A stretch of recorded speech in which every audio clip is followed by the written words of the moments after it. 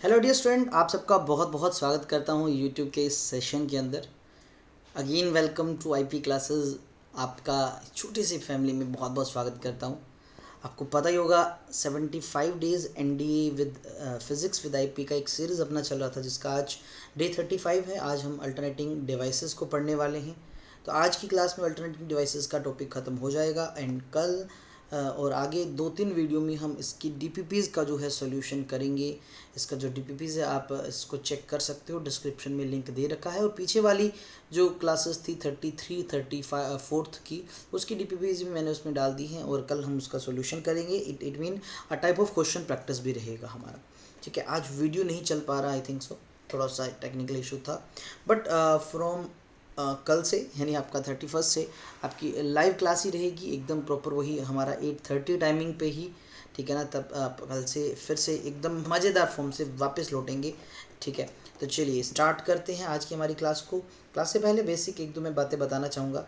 ठीक है, हमारी क्लास जो है ये 35th है, यानी कुल 75 डेज़ में से हमने 35 डेज़ की क्लास देख रहे हैं। तो इसके बाद 40 डेज़ की क्लास झमझम बारिश की तरह आएगी, मज़ेदार वाली आएगी। एंड उसके बाद lots of question practice, marathon classes और बहुत कुछ रहेगा आपके फिजिक्स के लिए। और अपने इस चैनल पे आपको पता होगा बायोलॉजी की भी क्लास स्टार्ट हो चुकी हैं, 5 क्लासेस लग चुकी हैं। वो क्लास हमारी है आज हो चुकी है, आप चेक कर लेना उसको। 7:15 पे क्लास हुई थी, तो वीक में 5 दिन वो क्लासेस होती हैं, आप उसको भी ज़रूर चेक करें। एक बात आपको सबसे पहले मैं बताना चाहूँगा कि देखिए, जो बच्चा अनअकैडमी प्लस पे पढ़ना चाहता है, जो अनअकैडमी पे एनडीए एयरफोर्स नेवी की तैयारी करके अपने फ्यूचर को इंश्योर करना चाहता है, तो बहुत सारे ऑफर्स चल रहे हैं। अगर आप वहाँ पर 12 मंथ का सब्सक्रिप्शन खरीदते हैं तो आपको 2 मंथ एक्स्ट्रा मिलते हैं। और अगर आप वहाँ 2 साल यानी 24 महीने के लिए सब्सक्रिप्शन खरीदते हैं तो आपको 4 मंथ एक्स्ट्रा मिलते हैं। और जो बच्चे अभी +1 में हैं और उनके पास अभी टाइम है, तो वो लंबे टाइम ड्यूरेशन वाला परचेज़ कर सकते हैं। और आपका जो ऑफ़र है ये 31 यानी कल तक ही वैलिड है। और इसके लिए आपको विकास वानी IP कोड यूज़ करना पड़ेगा, इससे आपको साथ में 10% का डिस्काउंट मिल जाएगा। एंड अगर आप में से बहुत सारे बच्चे ऐसे भी हैं जो रिटन के साथ साथ SSB का भी प्रिपरेशन करना चाहते हैं, तो इस कॉम्बो ऑफर चल रहा है, 20% डिस्काउंट चल रहा है फ़िलहाल।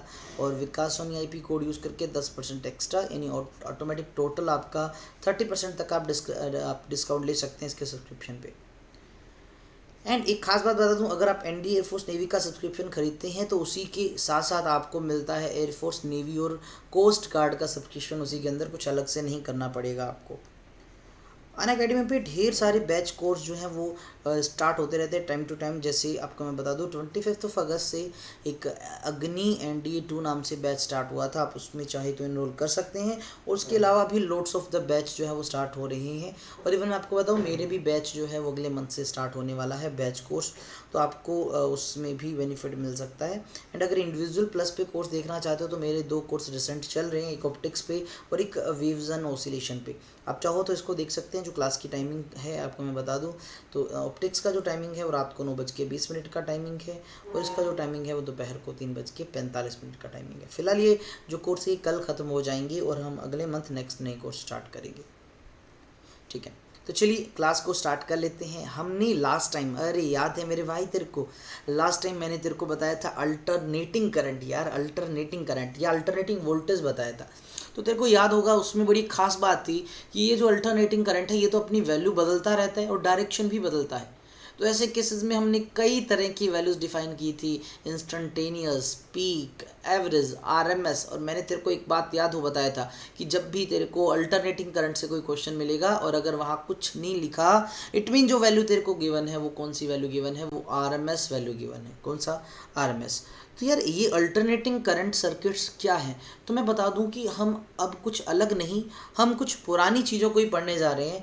हम डिस्कस करेंगे क्या होगा अगर हम उन डिवाइसेस को जोड़ दें अल्टरनेटिंग करंट के साथ, क्या उनकी फंक्शनिंग पे कोई फ़र्क पड़ेगा, है ना? उसको समझना है।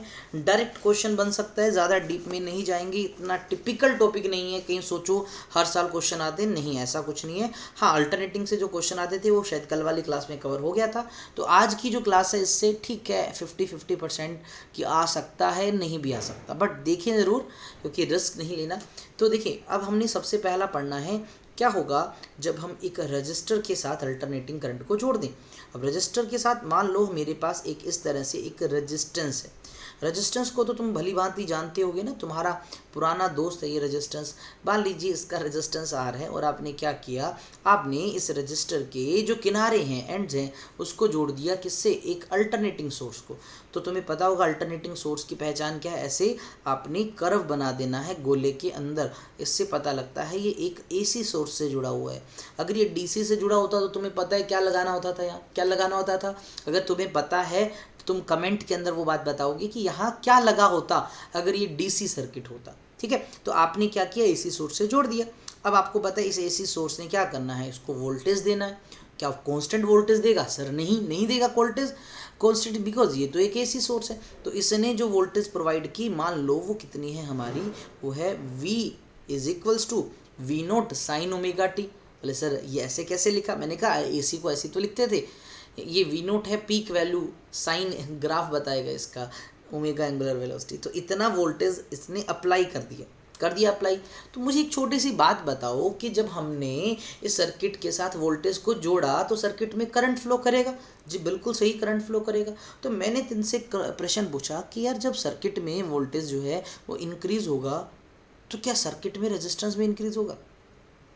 क्या आप इस वोल्टेज को जब हम बोलेंगे कि पीक वैल्यू पे चला जाएगा, क्या करंट भी पीक वैल्यू पे होगा। क्या वोल्टेज जब डिक्रीज होकर जीरो की तरफ आएगा, क्या करंट भी जीरो की तरफ आएगा।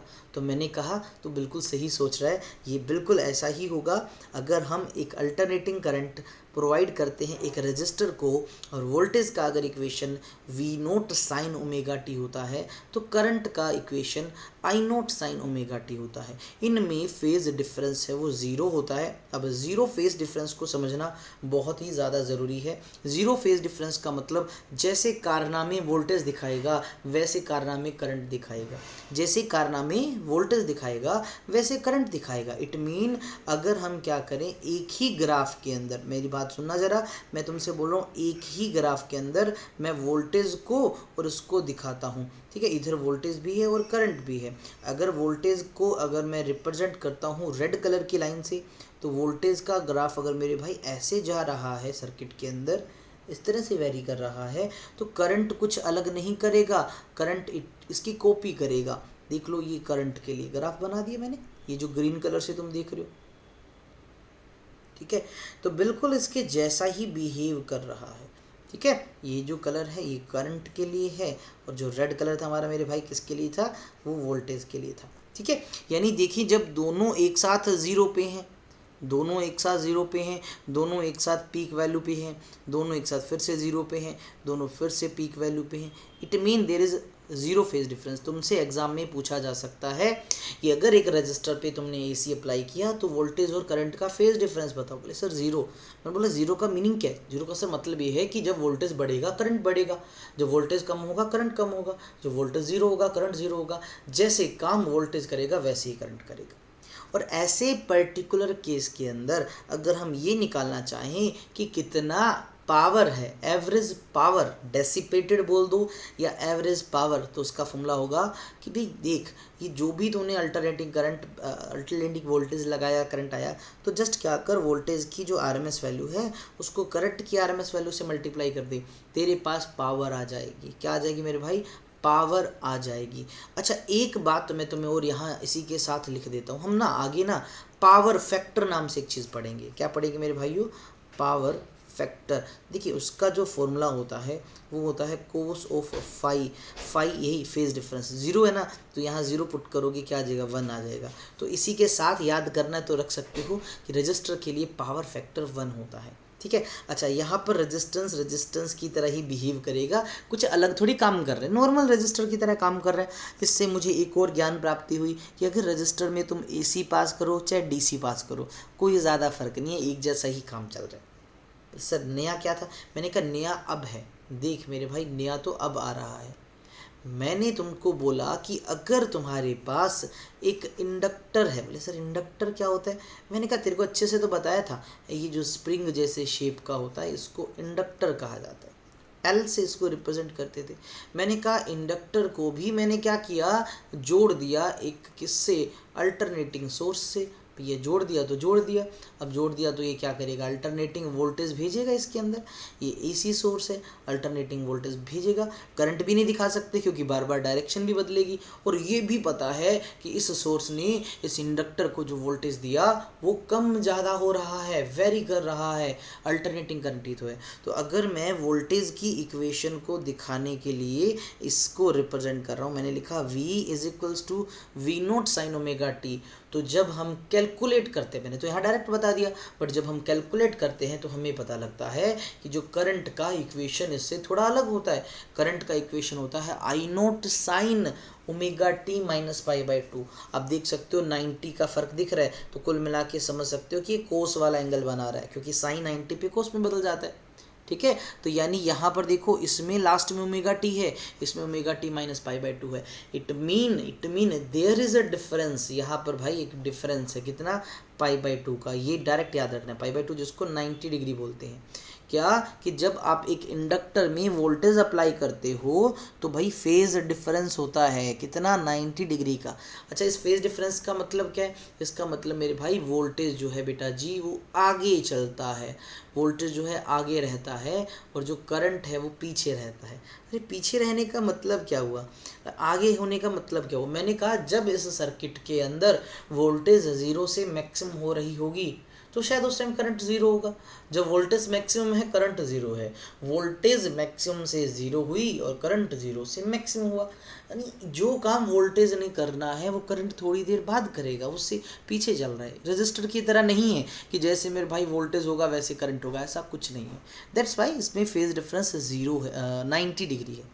अच्छा, एवरेज पावर का फॉर्मूला होता है इसके लिए 0, क्या होता है मेरे भाई, 0। ठीक है, अच्छा इसमें याद रखना कोस फाई, यानी जिसको पावर फैक्टर बोलते थे, बताओ कितना होना चाहिए, कोस 90 0, पावर फैक्टर होता है 0।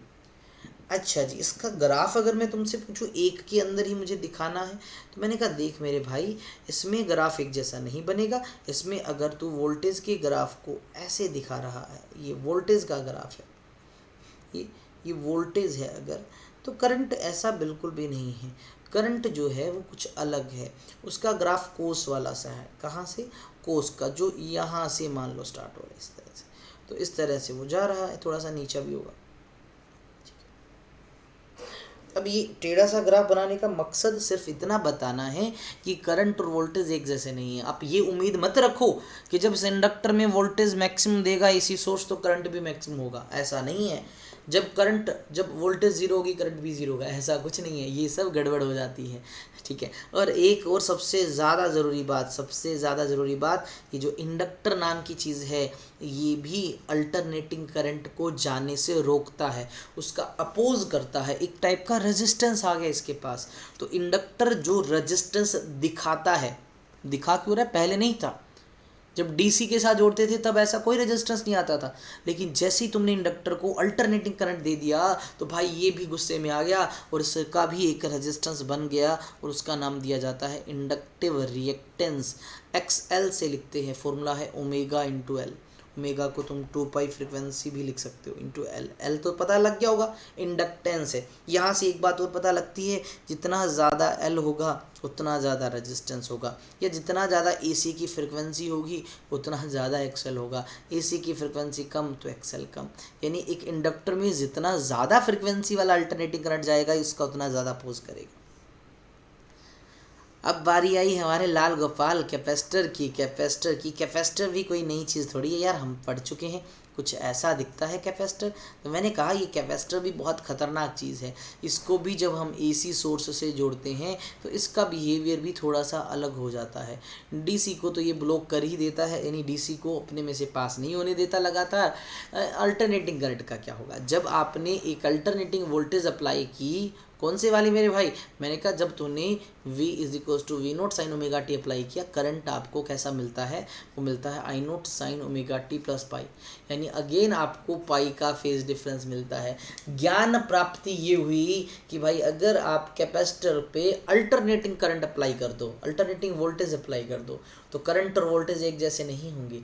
ये उम्मीद मत रखो जब वोल्टेज मैक्सिमम तो करंट भी मैक्सिमम, जब वोल्टेज ज़ीरो हो तो करंट भी ज़ीरो, ऐसा कुछ नहीं होगा, आगे पीछे घूमेंगे। बस इस बार क्या है, कैपेसिटर के अंदर जो है वो करंट आगे चलता है और वोल्टेज जो है भैया पीछे रहता है। बस इतना ज्ञान प्राप्ति कर लो। इसमें भी पावर जो है वो ज़ीरो होती है। देखिए अभी 3 चीज़ें बताई, रजिस्टर, इंडक्टर, कैपेसिटर। रजिस्टर में पावर होती थी कुछ ना कुछ, ठीक है। इंडक्टर और कैपेसिटर में ज़ीरो होती है पावर डेसिपेटेड। पावर फैक्टर नाम की चीज़ रजिस्टर के लिए 1 थी और बाकियों के लिए, दोनों के लिए 0 आ गई। तो जिसका पावर फैक्टर कुछ होता है या जिसकी कुछ पावर होती है वो एक्टिव कंपोनेंट भी कहलाता है, ठीक है। चल अब यहाँ पर एक और ज्ञान की बात हुई कि यार फेज डिफरेंस π/2 है, यानी आगे पीछे काम चल रहा है। कैपेसिटर भी बड़ी अजीब चीज़ है। जब इसमें एक अल्टरनेटिंग करंट जाता है तो उसका अपोज करता है, इसके अंदर भी एक रेजिस्टेंस आ जाता है। वो रेजिस्टेंस कुछ और नहीं, उसका भी नाम रख दिया गया कैपेसिटिव रिएक्टेंस। भाई क्या है ये रेजिस्टेंस? जब अल्टरनेटिंग करंट पास हुआ तब कैपेसिटर ने रेजिस्टेंस दिखा डाला। XC से लिखते हैं उसको, XL से लिखा था, उसको लिखा था ओमेगा इंटू एल। ये है 1/ωc और ओमेगा की वैल्यू तुम्हें पता ही है क्या है मेरे भाई, 2π इंटू फ्रिक्वेंसी इंटू सी। ज्ञान प्राप्ति ये हुई कि फ्रिक्वेंसी जो है वो इन्वर्सली है, फ्रिक्वेंसी जितनी कम XC उतना ज़्यादा। यानी अगर फ्रिक्वेंसी कहीं 0 है तो XC तुम्हारा इन्फिनिटी हो जाएगा। क्या कैपेसिटर के लिए अगर आप DC से जोड़ते हो, ये DC अगर करंट है कैपेसिटर के पास तो यार DC की तो फ्रिक्वेंसी 0 होती है, तो DC के लिए रेजिस्टेंस इन्फिनिटी हुआ ना हुआ? बिल्कुल हुआ। दैट्स वाई एक कैपेसिटर DC को ब्लॉक कर देता है, बिकॉज DC की फ्रिक्वेंसी तो 0 है, उसके लिए रेजिस्टेंस इन्फिनिटी हो जाता है।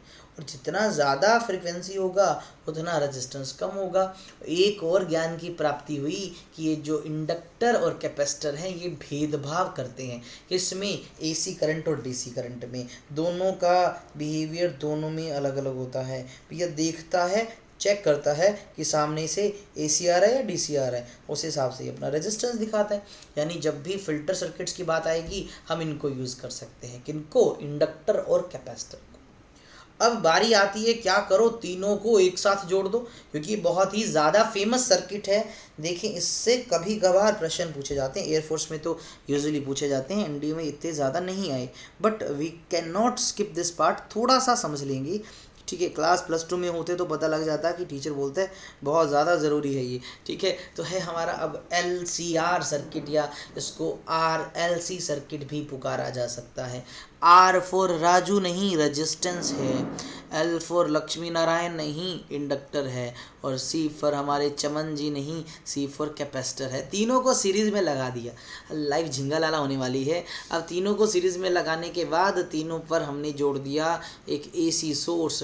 क्या जोड़ दिया? एक अल्टरनेटिंग वोल्टेज का सोर्स लगा दिया। अब क्या होगा भैया, इसमें तो करंट जाएगा। जो वोल्टेज हमने अप्लाई की माना वो V0 sin ωt है। हमें क्या पता लगता है कि जब हम देखते हैं इन तीनों में फ्लो होने वाला जो करंट है, डायरेक्शन मैंने इधर एरो दिखा दिया बट फिक्स थोड़ी है, ये तो बार बार बदलेगा।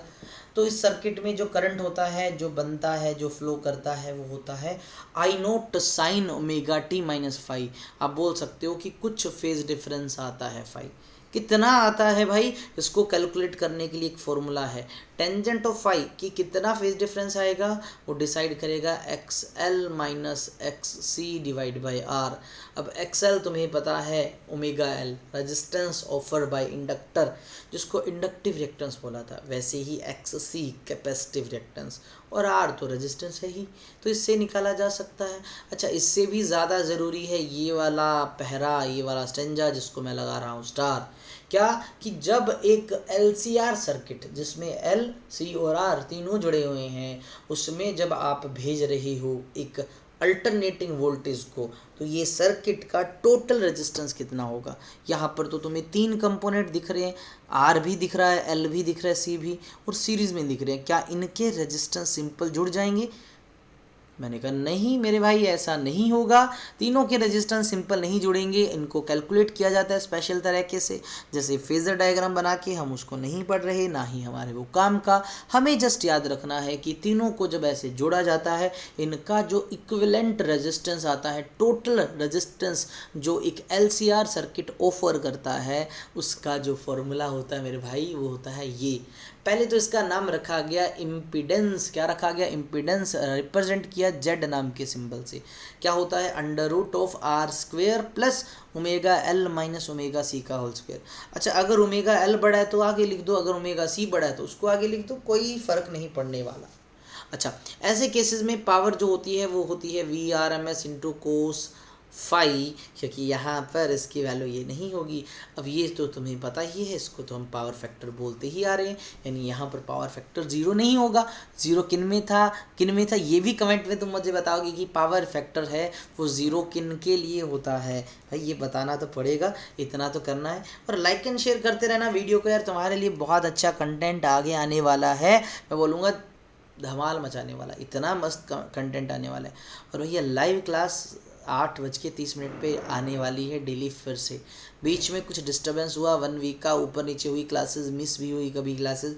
अब से ऐसा नहीं होगा, रेगुलर क्लास होगी मेरे भाइयों, मज़ा आने वाला है। तो चलो आप समझते हैं, हमारा अगला जो टॉपिक है वो है अल्टरनेटिंग करंट पे बेस्ड जनरेटर, जिसको एसी जनरेटर बोलते हैं। डायनमो थोड़ा सा अलग है, ये डीसी बनाता है।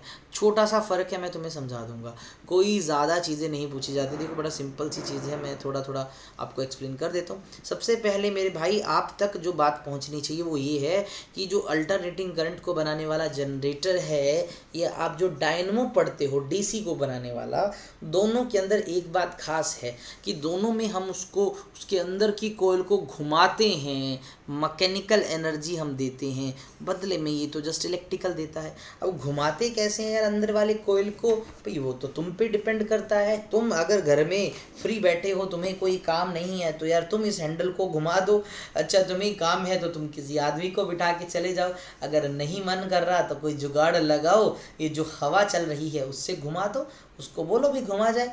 अच्छा, जुगाड़ लगाना है तो पानी से घुमा दो, जैसे कि हाइड्रो पावर प्लांट्स में होता है। जुगाड़ लगाओ स्टीम से घुमा दो। बस आपको इसको घुमाने का जुगाड़ लगाना है। अगर ये घूम गया तो कॉइल घूम गई, कॉइल घूम गई तो करंट ऑटोमेटिक बन जाएगा, करंट ऑटोमेटिक बन जाएगा। मेरी बात समझ पा रहे हो ना? बस यही तो है इसको बनाने का तरीका। अच्छा, अब मैंने बोला इसका वर्किंग प्रिंसिपल तुमसे कोई पूछ ले एक लाइन में कि एसी जनरेटर जो है वो किस प्रिंसिपल पे बेस्ड है, बोले सर प्रिंसिपल पे बेस्ड तो है सर, ये कुल मिला के मुझे याद आ रहा है भाई, ये तो सर इलेक्ट्रोमैग्नेटिक इंडक्शन पे बेस्ड है। फैराडे अंकल जी के जो लॉज थे ईएमआई वाले, इलेक्ट्रोमैग्नेटिक इंडक्शन, ये उस पे बेस्ड है। मेरी बात को समझना, याद रखना, डायरेक्ट ये चीज़ पूछी जा सकती है। पहले तो ये पूछा जा सकता है कि एसी जनरेटर किसको किस में बदलता है, तो मैकेनिकल को इलेक्ट्रिकल में। अच्छा, वर्किंग प्रिंसिपल इसका इलेक्ट्रोमैग्नेटिक इंडक्शन। ठीक है, अब थोड़े से पार्ट्स के बारे में मैं बता देता हूँ, थोड़ा सा डिफरेंस भी बता दूंगा एसी जनरेटर के अंदर। मैं यहाँ लिख देता हूँ एसी जनरेटर के अंदर और डीसी जनरेटर के अंदर, थोड़ा सा डिफरेंस बता दूंगा उनका। ठीक है, सबसे पहले इनके अंदर जो कॉमन चीज़ क्या होती है, देखो यहाँ पर तो बहुत ही सिंपल सा डायग्राम है, बट एक्चुअल में होता क्या है, इनके अंदर एक कोर यूज़ होती है सॉफ्ट आयरन की, उसके ऊपर वायर को वाउंड किया होता है, वायर को वाउंड किया होता है, वायर को अपन कोयल बोल देते हैं। जैसे इस डायग्राम में तुम अगर देखो तो तुम्हें शायद ज्ञान की प्राप्ति हो कि यहाँ पर एक ऐसे रेक्टेंगुलर शेप का इस तरह से दिख रहा है, ये एक्चुअल में कोयल ही समझ लो। ये कॉपर वायर का, इंसुलेटेड कॉपर वायर की काफ़ी सारी टर्न्स होती हैं, और इन कॉम्बिनेशन को, कोर प्लस कोयल को, इसको आर्मेचर भी कहा जाता है। एक एक्सिस पे लगा होता है, घूमने के लिए फ्री होता है। और अब आप इस डायग्राम में अगर देख पा रहे हो तो ये मान लो इसका एक्सिस है रोटेशन का, जिसके अक्रॉस ये घूमेगा। ठीक है, तो ये पहला पार्ट होता है। दूसरा पार्ट होता है कि हमें मैग्नेट्स चाहिए होती है मैग्नेटिक फील्ड के लिए। तो तुम यहाँ पर देखो तो तुम्हें यहाँ पर स्ट्रॉन्ग मैग्नेट्स दिख जाएंगी, एक नॉर्थ पोल एक साउथ पोल, जो कि क्या प्रोवाइड करता है, मैग्नेटिक फील्ड प्रोवाइड करता है इसको। ये दूसरी चीज़ होती है। तीसरा आप देखोगे कि इस कोयल को जोड़ा होता है इस तरह की दो रिंग्स के साथ। अब आप अगर देख पा रहे हो तो ये है बेटा जी रिंग्स, और ये रिंग्स होती है फुल रिंग्स, जिनको स्लिप रिंग्स भी कहा जाता है। ये कंटिन्यूटी बनाए रखती है, करंट जो है लगातार एक्सटर्नल सर्किट में जाता रहता है। ठीक है, अच्छा अगर मैं तुमसे पूछूं मेन डिफरेंस एसी डीसी का, यहाँ पर होती हैं फुल रिंग्स और लेकिन यहाँ पर होती हैं हाफ रिंग्स। अच्छा, फुल रिंग्स को हम स्लिप रिंग भी बोलते हैं और इसको हम स्प्लिट रिंग भी बोलते हैं। क्या मेरी बातें समझ पा रहे हो? अच्छा, इनके बाद, इन रिंग्स के बाद अगर तुम्हें मैं बता दूं, यहाँ पर आप देखो जरा, ये दो पार्ट से दिख रहे होंगे, ये कुछ नहीं, ये कार्बन या किसी मेटल से बने ब्रश हैं, ठीक है, ब्रशेस कॉन्टैक्ट बनाए रखते हैं और फिर इनको वायर से जोड़ दिए बाहर, ठीक है। ये बाहर जो भी सर्किट वगैरह लगाना है जो भी लगा दो यहाँ पर। अब होता क्या है, इसकी फंक्शनिंग में थोड़ा सा बताऊँ। देखो यही मेन डिफरेंस था, आपसे पूछा ना एसी और डीसी के बीच में, यही मेन डिफरेंस था इन दोनों का। फुल रिंग्स की वजह से डायरेक्शन लगातार बदलती रहती है, तभी तो एसी बनता है। लेकिन हाफ रिंग्स की वजह से डायरेक्शन नहीं बदल पाती, तो आपको एक डायरेक्ट करंट मिलता है, एक यूनिक डायरेक्शन में जाने वाला।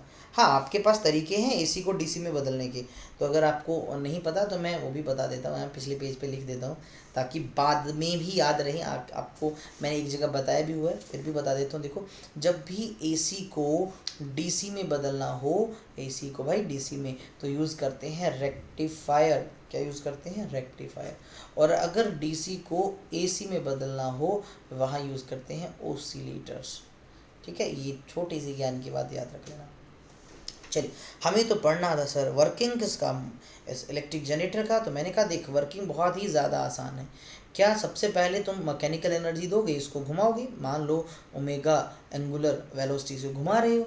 अब ये रेक्टेंगुलर कोयल मैग्नेटिक फील्ड में जब घूमेगी तो इसको मिलने वाला फ्लक्स चेंज होगा, इसको मिलने वाला फ्लक्स चेंज होगा। और जैसे ही फ्लक्स चेंज होगा, तो भाई फैराडे की बातों को याद करो, वो कहता है कि जब भी फ्लक्स चेंज होगा ईएमएफ इंड्यूस होगी और करंट फ्लो करेगा, तो इस रेक्टेंगुलर कोयल में करंट फ्लो होने लग जाएगा और वो हमें इस तरह से बाहर यहाँ पर टर्मिनल पे मिल जाएगा, रिसीव हो जाएगा, ठीक है। और जो वोल्टेज इंड्यूस होती है, जो ईएमएफ इंड्यूस होती है ऐसे घुमाने से, उसका जो फॉर्मूला होता है, मेरी बात को सुनना ज़रा, उसका जो फॉर्मूला होता है वो है एन है यहाँ पर नंबर ऑफ टर्न्स, कितनी बार तार लपेटी गई है कोयल के अंदर, बी है मैग्नेटिक फील्ड, ए है इस कोयल का एरिया जिसको घुमा रहे हो, ओमेगा उसकी angular velocity, sine of omega T या थीटा लिख सकते हो। थीटा जो एक्चुअल में है वो एरिया वेक्टर और मैग्नेटिक फील्ड के बीच का एंगल है।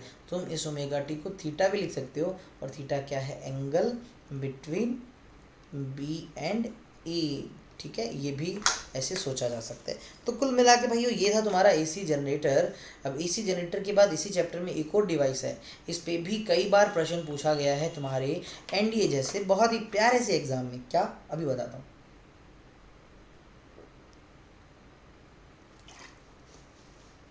सब बच्चे पहले वीडियो को लाइक कर देंगे और अपने दोस्तों तक पहुंचा दो यार, तुम्हारा प्यार बहुत कम होता जा रहा है, पता नहीं क्यों। रिकॉर्डिंग भी देखते हो तब भी लाइक कमेंट करके नहीं जाते, मुझे नहीं पता। आगे से वीडियोस को धमाकेदार तरीके से शेयर करना तुम्हारा काम है। तो ये अब हमें को पढ़ना है ट्रांसफॉर्मर नाम का एक डिवाइस। सबने सुना होगा ट्रांसफॉर्मर, अरे भाई देखा भी होगा, घर मोहल्ले गली मोहल्ले में लगा होगा, चिटपिट चलती रहती है, यहाँ पर तारों का जाल है। बहुत बार इंटरनेट पे एक फेमस होती है, वायरल होती है एक छोटी सी इमेज, बोलते हैं जी यहाँ लगाओ किरचॉफ का रूल, और उसके पास एक ट्रांसफॉर्मर लगा होता है। भाई मैं पहले समझो यार ये ट्रांसफार्मर होता क्या है। देखिए, अब मैं अगर तुम्हें बताऊं, इलेक्ट्रिसिटी बोर्ड वाले होते हैं तो उनको जो अल्टरनेटिंग वोल्टेज है वो दूर तक भेजनी है। गांव भी हैं, शहर भी हैं, ऐसा थोड़ी है कि उस पावर हाउस बिजली बोर्ड के पास ही हूँ सारे, ऐसा नहीं है। 100 किलोमीटर 200 किलोमीटर दूर तक भी इलेक्ट्रिसिटी को भेजना पड़ जाता है। तो क्या करना पड़ता है? वोल्टेज को ज़्यादा करके हाई वोल्टेज में भेजना पड़ता है, ट्रांसपोर्टेशन को इजी बनाने के लिए, एनर्जी लॉस को अवॉइड करने के लिए। तो एकदम हाई वोल्टेज को भेजना पड़ता है। 11,000 वोल्ट, 33,000 वोल्ट या उससे भी ज़्यादा हो सकती है। लेकिन हमारे घरों में तो 220 वोल्ट आती है, यानी उसको फिर से कम करना भी होता है। तो यार एक डिवाइस है, एक ऐसा मशीन है, एक ऐसा जुगाड़ है जिसका यूज़ करके कन्वर्ट किया जाता है अल्टरनेटिंग वोल्टेज को हाई से लो भी और लो को हाई से भी। एक और मैं तुम्हें डाउट क्लियर करना चाहूँगा, ट्रांसफॉर्मर अगर ठीक है वोल्टेज को बढ़ा देता है तो बदले में करंट को कम कर देता है। अगर एक ट्रांसफॉर्मर वोल्टेज को कम कर देता है तो बदले में करंट को बढ़ा देता है। यानी हम हमारे माइंड में सिर्फ वोल्टेज का ही कंसेप्ट लेके चलते हैं, बट रियलिटी में वोल्टेज और करंट दोनों को ये अप एंड डाउन कर सकता है। कौन भैया? ट्रांसफॉर्मर, ठीक है। ये बात याद रखना तुम। अच्छा, फिर बात आती है सर इसका काम करने का वर्किंग प्रिंसिपल। तो मैंने तुम्हें स्पष्ट कर दिया। देखो, ये जो ट्रांसफॉर्मर नाम की डिवाइस है ये बेस्ड होती है म्यूचुअल इंडक्शन पे। दो कॉइल होंगी, एक में करंट चेंजिंग होगा, दूसरे में बनेगा, बस ऐसा कुछ जुगाड़ होगा। तो ये म्यूचुअल इंडक्शन पे बेस्ड है। एक नंबर का नहीं, एक क्वेश्चन आपका 4 नंबर तक का बन सकता है मेरे भाइयों इससे। भैया इसको छोड़ना नहीं है, अच्छे से पढ़ के जाना है। ठीक है, मेरी बातें आई थिंक सो तुम्हें समझ आ रही होंगी, है ना? समझ आ रही होंगी, बहुत अच्छे से क्लियर हो रहा होगा जो मैं तुम्हें बता रहा हूँ।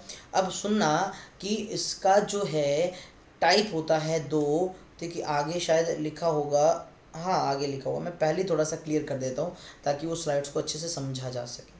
ठीक है, देखिए एक बेसिक डिज़ाइन की अगर मैं बात करता हूँ, बेसिक स्ट्रक्चर या बेसिक इसके कंस्ट्रक्शन की, तो एक ट्रांसफॉर्मर के अंदर इस तरह की स्ट्रिप्स यूज़ की जाती हैं। एक्चुअल में ये कुछ नहीं है, ये कोर है। किससे बनी हुई? आयरन से। और किस शेप में ले रखी है? इनको थिन लेमिनेटेड शीट्स में लिया गया है। थिन लेमिनेटेड शीट्स में लिया गया है। क्यों लिया गया? एडी करंट को रिड्यूस करने के लिए। हमने एडी करंट पढ़ा था, मैंने बताया था, उसको कम करना है इसलिए। ठीक है, आगे तुम्हें पता लग जाएगा इस टॉपिक में। तो थिन लेमिनेटेड शीट ली हुई है आयरन की, बहुत सारी रखी हुई हैं। ठीक है, एक तो ये पहला काम लेमिनेटेड है। फिर क्या किया, एक साइड में यहाँ पर तार को लपेट रखा है। ये तार किसी और की नहीं, ये कॉपर वायर है। और ये इधर जुड़ी हुई है, इसको बोल देते हैं प्राइमरी कोयल। क्या बोल देते हैं? Primary coil. इसको यहाँ पर हम इनपुट में अल्टरनेटिंग वोल्टेज देंगे। कम है तो ज़्यादा मिलेगी, ज़्यादा है तो कम मिलेगी, जिसको भी अपने को चेंज करवाना है। तो इसको प्राइमरी कोयल बोल देते हैं। अब इस प्राइमरी कोयल में तार को लपेटा गया है, तो उसको नंबर ऑफ टर्न्स को अगर चाहो तो मैं NP लिख देता हूँ। NP बोले तो number of turns sir primary के अंदर। ठीक है, ऐसे ही अब दूसरी तरफ भी एक तार लपेटी होती है। किससे बनी होती है भाई? ये भी कॉपर की वायर है। और क्या है ना? तो इसके अंदर भी कुछ टर्न्स होती हैं। यहाँ पर एक लोड लगा है, लोड का मतलब ये आउटपुट हमें मिलता है जो, वो यहाँ देखने के लिए। और इसको सेकेंडरी सर्किट या सेकेंडरी कोयल भी बोल देते हैं। अब समझ ही होंगे सेकेंडरी क्यों बोला सर, प्राइमरी उसको बोला तो सेकेंडरी तो बोलेंगे। अच्छा, इसके अंदर जो नंबर ऑफ टर्न्स हैं उनको NS से रिप्रेजेंट कर देंगे। ठीक है, तो ये एक बेसिक सा स्ट्रक्चर।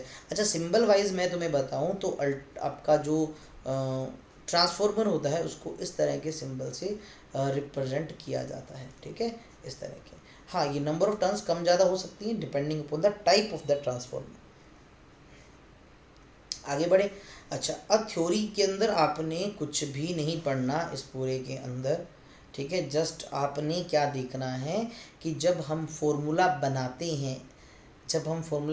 हैं कि कितना वोल्टेज या ईएमएफ, अच्छा ईएमएफ और वोल्टेज एक ही बात है, हमें सेकेंडरी में मिलता है, डिवाइड बाय कितना ईएमएफ या वोल्टेज हम प्राइमरी में देते हैं, वो किसके बराबर होता है? वो बराबर होता है current in primary divide by current in secondary, जो कि किसके बराबर है? Number of turns in secondary divide by number of turns in primary.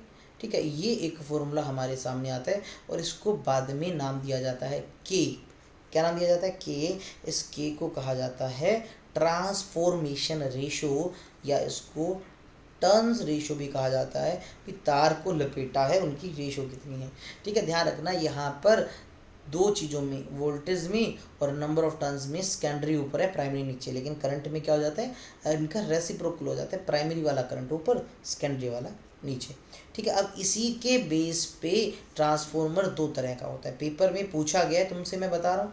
एक होता है स्टेप अप। अब देखिए नाम से ही फील आ रहा होगा, एक स्टेप अप मतलब ऊपर बढ़ना है। किसको बढ़ाना है यार? वी को। वी बोले तो वोल्टेज को बढ़ाना है। तुम भी सब्सक्राइब वाला बटन दबा के एक स्टेप आगे बढ़ा दो यार, और शेयर कर दो। हमारे सब्सक्राइबर जो हैं वो जल्दी ही आसमान को नहीं छूने चाहिए। ठीक है, धीरे धीरे छूने चाहिए, कोई बात नहीं यार, बट प्यार सपोर्ट बनाए रखो आप अपना।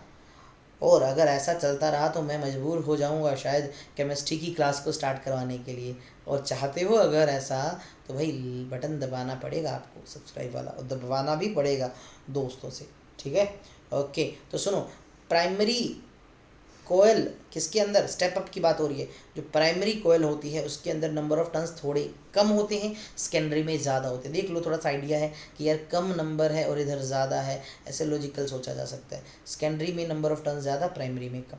तो कुल मिला के बोला जाए जो टर्न रेशियो है, ट्रांसफॉर्मेशन रेशियो है, वो ग्रेटर देन 1 होती है। ठीक है, अब अगर ज़रा सोचो इन चीज़ों को, NS/NP जो बराबर था ES/EP, लेकिन करंट उल्टा लिखा हुआ था, IP/IS, ये आपका K था। और मैंने कहा K अगर ग्रेटर देन 1 है तो भाई साहब ये सारी ऊपर वाली चीज़ें बड़ी हैं, यानी ES बड़ा है ना, EP छोटा है, लेकिन IS छोटा है, IP बड़ा है। यहाँ पर क्या पता लग रहा है भाई, वोल्टेज जो है सेकेंडरी में ज़्यादा हो रही है, लेकिन करंट जो है सेकेंडरी में क्या हो रहा है, कम हो रहा है ना। यही तो मैंने बताया, स्टेप अप वोल्टेज को तो बढ़ा देता है लेकिन करंट को कम कर देता है।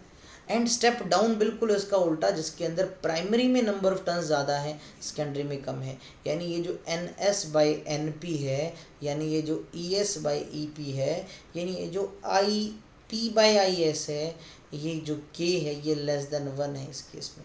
यानी आपको प्राइमरी में वोल्टेज कम मिलेगा, सेकेंडरी में ज़्यादा, आपको सॉरी प्राइमरी में आपने ज़्यादा दिया, सेकेंडरी में आपको कम मिलेगा, और करंट उल्टा हो जाएगा, करंट सेकेंडरी में ज़्यादा मिलेगा। यानी स्टेप डाउन ट्रांसफार्मर ने जहाँ वोल्टेज को कम किया तो बदले में करंट को बढ़ा दिया। क्या मेरी बात समझ पा रहे हो? तो ये था भैया आपका ट्रांसफार्मर यूजेस की बात करें तो यार बहुत जगह वेल्डिंग पर्पसेस के अंदर ट्रांसफार्मर का यूज़ किया जाता है। एकदम से ज़्यादा करंट चाहिए, ज़्यादा वोल्टेज चाहिए, वहाँ स्टेबलाइजर टाइप डिवाइसेस के अंदर जहाँ वोल्टेज को कम ज़्यादा करवाना हो, ट्रांसफार्मर का यूज़ किया जा सकता है। और लॉन्ग ट्रांसमिशन जो है वो इसी की वजह से पॉसिबल है, वोल्टेज को बढ़ाकर भेज दिया जाता है और फिर उसको जब रिसीव किया जाता है तो थोड़ा कम कर दिया जाता है ताकि घरों में आसानी से पहुंच जाए। लेकिन ट्रांसफार्मर के अंदर कुछ एनर्जी लॉसेस के रीज़न हैं, यानी ट्रांसफार्मर कई तरह से एनर्जी लॉस कर सकता है।